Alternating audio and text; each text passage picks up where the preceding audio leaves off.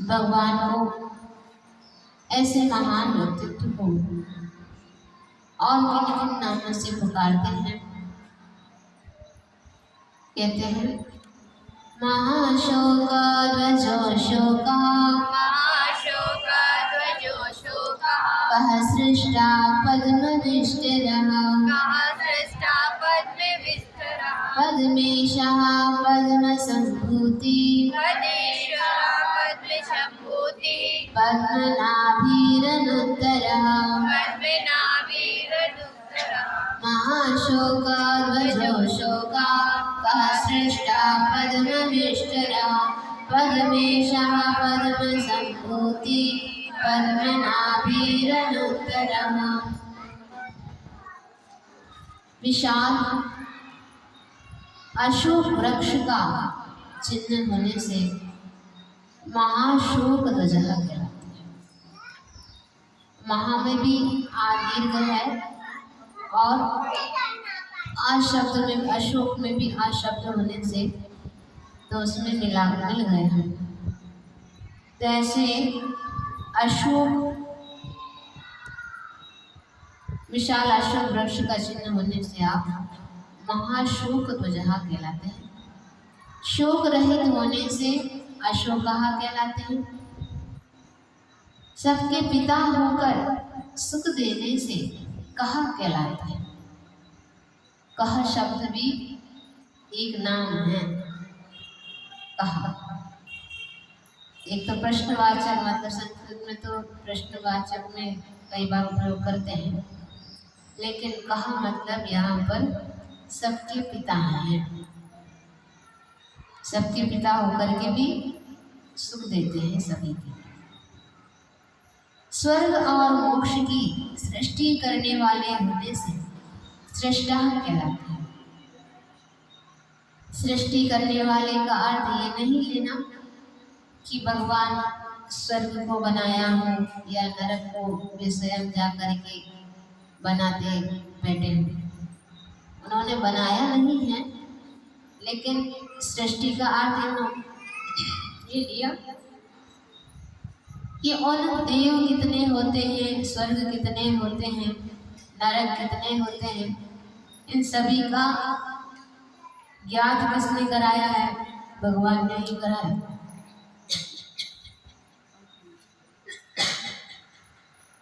इसलिए स्वर्ग और मोक्ष की सृष्टि करने वाले रूप में कहलाते हैं। कमलासन पर विराजमान होने से पद्मविष्टिरः कहलाते हैं। समोशरण में सहस्त्रदल कमल, आप लोगों ने आज वर्णन पढ़ा था समोशरण का वर्णन, तो उसमें सहस्त्रदल कमल के ऊपर आप विराजमान होने से पद्मविष्टिरः कहलाते हैं। लक्ष्मी के स्वामी होने से पद्मेशः कहलाते हैं। विहार काल में चरणों के नीचे कमलों की रचना होने से पद्म संभूति ही कहलाते हैं।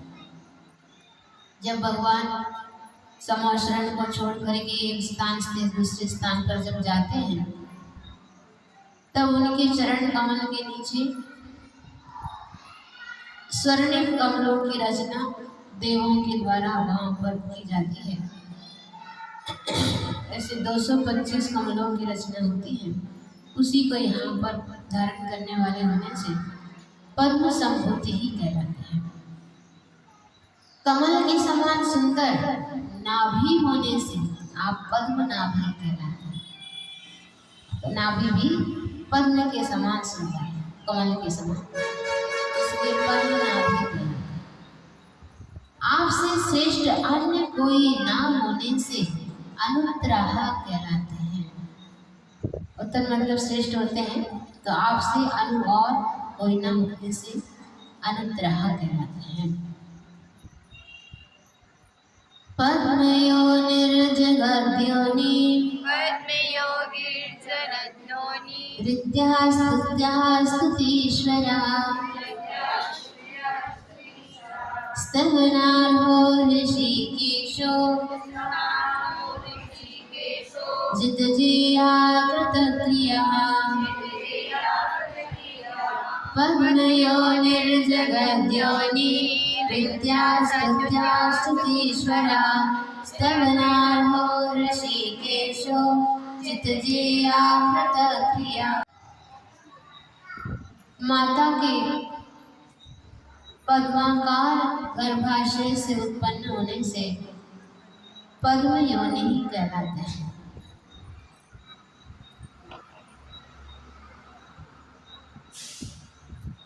अब इनके कहने से तो ऐसा ज्ञात होता है कि माता का जो गर्भाशय है वो भी पद्माकार स्वरूप है, इसलिए पद्म योनि कहलाते हैं।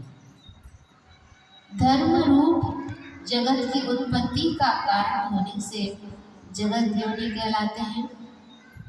भव्य जीव तपस्चरण आदि के द्वारा आपको ही प्राप्त करना चाहते हैं, इसलिए इत्याहा कहलाते हैं।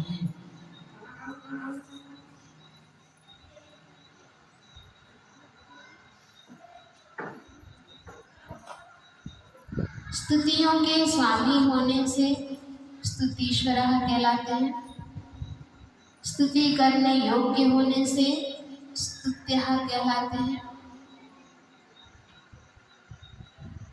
स्तुतियों के पात्र होने से स्तवनार्ह कहलाते हैं। इंद्रियों को वश में करने वाले होने से ऋषिकेश हैं। कौन है? ऋषिकेश कहलाते हैं, जो इंद्रियों को वश में करने वाले होते हैं। समस्त मोहादि शत्रुओं को जीत लेने से कौन कहलाते हैं? जितजेया कहलाते हैं। जीत लिया है सबको, मोहादि शत्रुओं को, वे जितजेय कहलाते हैं। करने योग्य समस्त क्रियाएं कर चुकने योग्य होने से कृतक्रिया भी कहलाते हैं। कृतकृत्य भी आया था वहाँ पर तीसरे अध्याय में, तो कृतकृत्य का भी अर्थ वही है और कृतक्रिया का भी अर्थ वही है। सब काम कर चुके हैं। गणाधिपो गणज्येष्ठो गण्यः पुण्यो गणाग्रणी गुणाकरो गुणाज्ञो गुणनायिका गणाधिपो गणज्येष्ठो गण्यः पुण्यो गणाग्रणी गुणाकरो गुणाज्ञो गुणनायिका। गणाधिपः 12 सभा रूप गण के स्वामी होने से गणाधिपः कहलाते हैं। समस्त गुणों में श्रेष्ठ होने से गणज्येष्ठः कहलाते हैं। अनंत गुणों के स्वामी होने से गण्यः कहलाते हैं। पवित्र होने से पुण्यः कहलाते हैं। सबके अग्रसर होने से गणाग्रणी कहलाते हैं। गुणों के खानी होने से गुणाकरः कहलाते हैं। आकरः मतलब समुद्र, गुण समुद्र होने, गुणों के समुद्र होने से आप गुणाकरः कहलाते हैं। गुणों के समुद्र होने से गुणांबोधि भी है और गुणों को जानने से गुणज्ञा कहलाते हैं और समस्त गुणों के नायक होने से गुणनायिका भी कहलाते हैं। सब गुण से संबंधित हैं, पूरा का पूरा गुण से संबंधित नाम है। गुणोच्छेदी निर्गुणः पुण्यगीर्गुणः शरण्या पुण्यवाक्पूतो वरेण्यः पुण्यनायिकः गुणाधरी गुणोच्छेदी निर्गुणः पुण्यगीर्गुणः शरण्या पुण्यवाक्पूतो वरेण्यः पुण्यनायकः। गुणों का आदर करने से, गुणादरी है, गुण और आदरी मतलब गुणों का आदर करने से। क्रोधादि अवगुणों का नाश करने से गुणोच्छेदी कहलाते हैं। वो भी एक अवगुण के रूप में जाना जाता है, उसको भी नाश करने वाली होते हैं। वस्त्र रहित होने से निर्गुणः कहलाते हैं।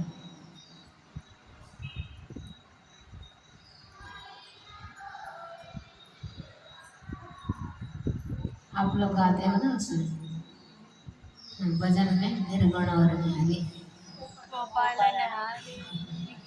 निर्गुण और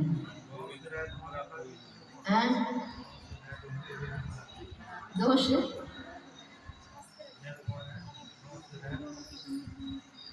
गुण से रहित अपन कई लोग लेते गुण से रहित, लेकिन यहाँ से निर्गुण का अर्थ निकला क्या लिया, वस्त्र रहित होने से। मतलब दिगंबर रूप के लिए वहां पर क्या कर रहे हैं, गुणगान कर रहे हैं। आपका रूप अति सुंदर है, ऐसे हाँ। मेरे ग्रंथ जी का अलग अलग नाम है।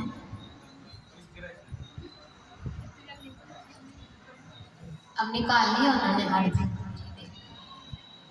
पुण्य भी मतलब पवित्र गुणों के धारक होने से पुण्य भी कहलाते हैं।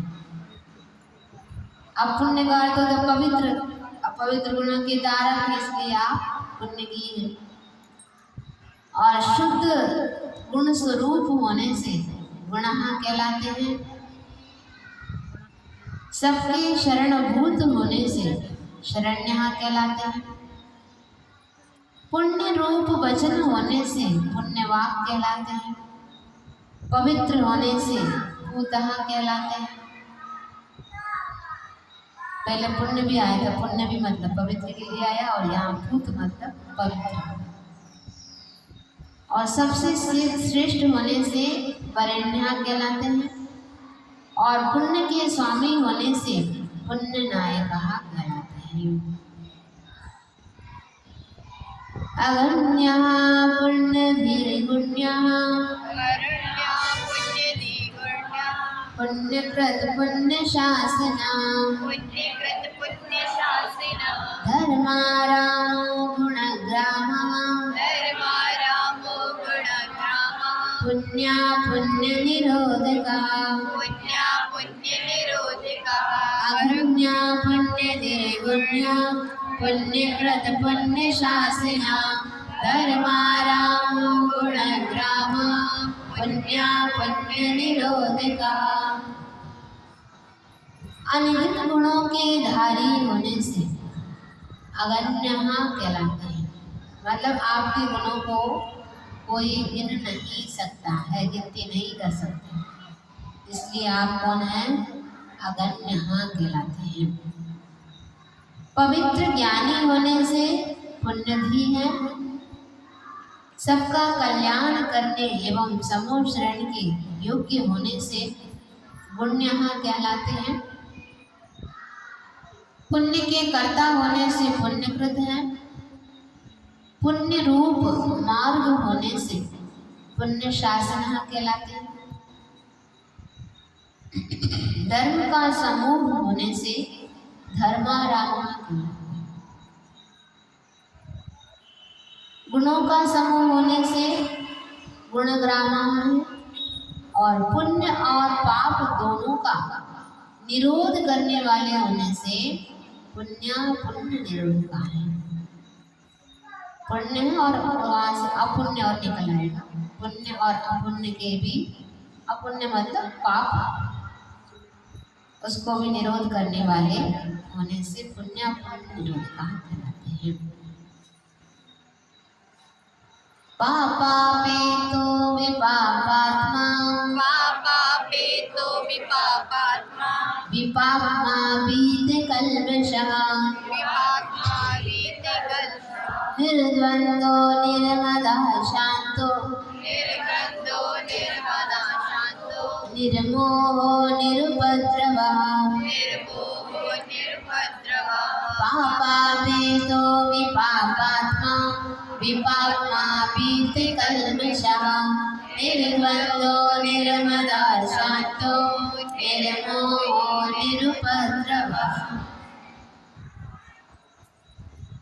समस्त पापों से रहित होने से पापापेता कहलाते।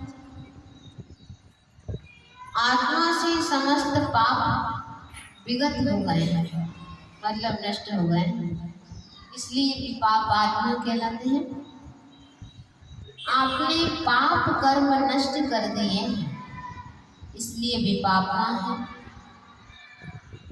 कर्म मल रहित होने से बीत कल्मष है, परिग्रह रहित होने से निर्द्वंद है, अहंकार रहित होने से निर्मल है, उपाधि रहित होने से शांत है।